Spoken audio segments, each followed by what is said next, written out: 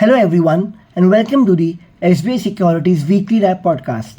So, first, let's discuss how the markets have been in the week gone by. So, ये हफ्ता Nifty 50, Nifty mid cap और Nifty 500 करीब 2.4%, 5.8% और 4% week on week के निचली स्तर पर बंद हुआ. निफ्टी 50 अब करीब 11% अपने पीक से करेक्ट हो चुका है, जो उसने पीक सितंबर 24 में अचीव किया था. Mid cap or small cap indices also closed at their lowest levels since second week of November 24. The broader markets witnessed massive correction amid concerns on earnings outlook and high valuation. FII selling picked up pace this week with most global investors returning to work. Additionally, hawkish commentaries from Fed members on interest rate outlook, rising dollar index, along with elevated US Treasury yield at 4.7%, decline in rupee to record low, and subdued economic outlook also contributed to the massive fall this week. Sectors की बात करें, accept IT बाकी सारे sectors red में बंद हुए with cuts between 1.7% to 8.7% with BSE Power, Realty, PSU, Consumer Durable, Capital Goods, Metals losing 8.7%, 7.2%, 7%, 5.9%, 5.8%, 5.2% week on week respectively.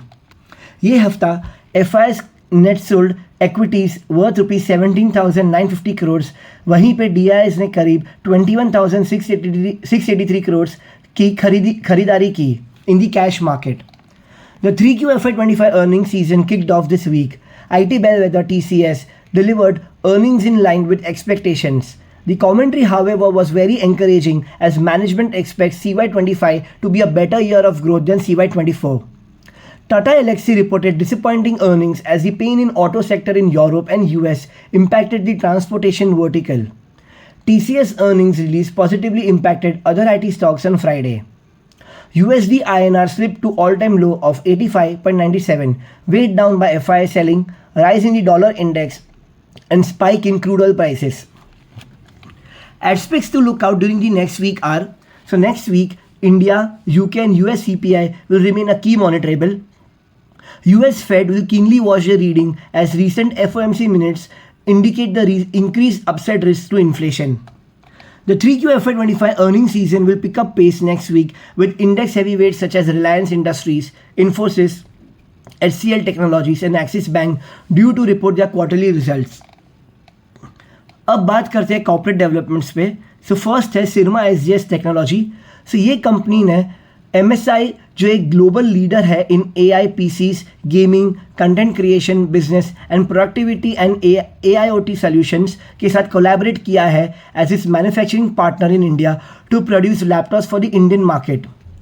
सिरमा SGS assemble करेगा laptops for MSI at its Chennai facility.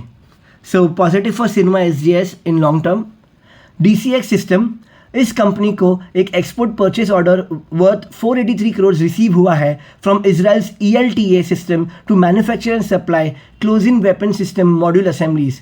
So positive for DCX systems in long term. Senco Gold, तो उसकी 3Q FY25 के business update पे बात करें तो total revenue करीब 22% YOY से इंक्रीज हुआ एंड उसने करीब highest ever monthly sales achieve किया है of more than 1,000 crore in October 24 and highest ever quarterly sales of ₹2,000 crore in 3Q FY25.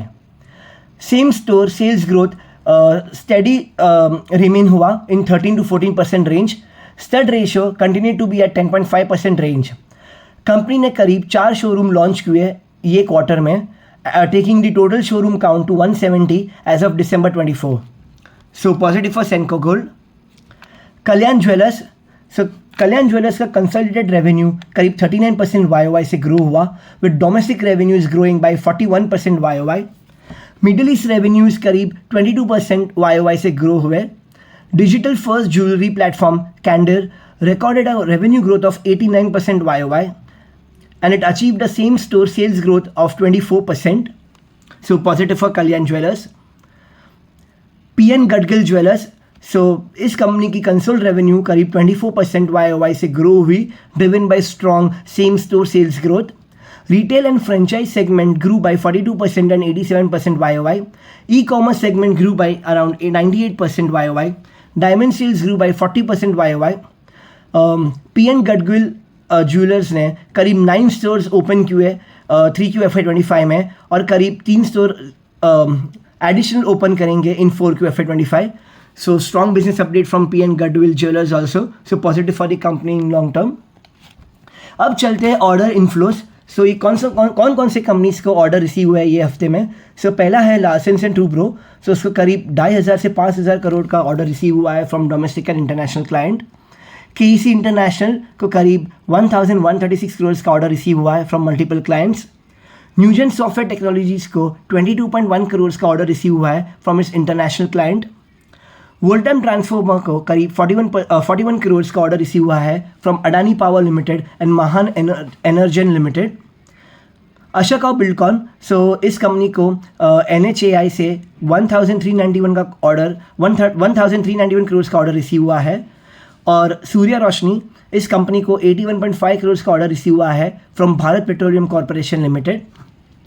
अब चलते हैं पिक ऑफ द डे जो कि हमारा प्रोडक्ट है जहां हमने 2 बाई कॉल दिया है ये हफ्ते. So first is Cosmo first at a CMP of ₹966 and target price is 1,062.6 for upside of 10%. और सेकंड हमारा बाई कॉल है कोलगेट पाल्मोलिव पे एट अ प्राइस ऑफ ₹2,855 और टारगेट प्राइस है 3,172. Upside potential is 11.1%. और दूसरा हमारा प्रोडक्ट है पिक ऑफ द वीक जहां हमने बाय कॉल दिया है PNB हाउसिंग फाइनेंस पे at a CMP of ₹897 and a target price of ₹1,035. Upside potential is 15.4%.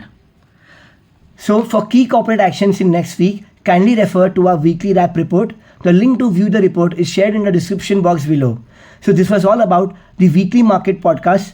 Thank you for listening. Investment in securities market are subject to market risks. Read all the related documents carefully before investing.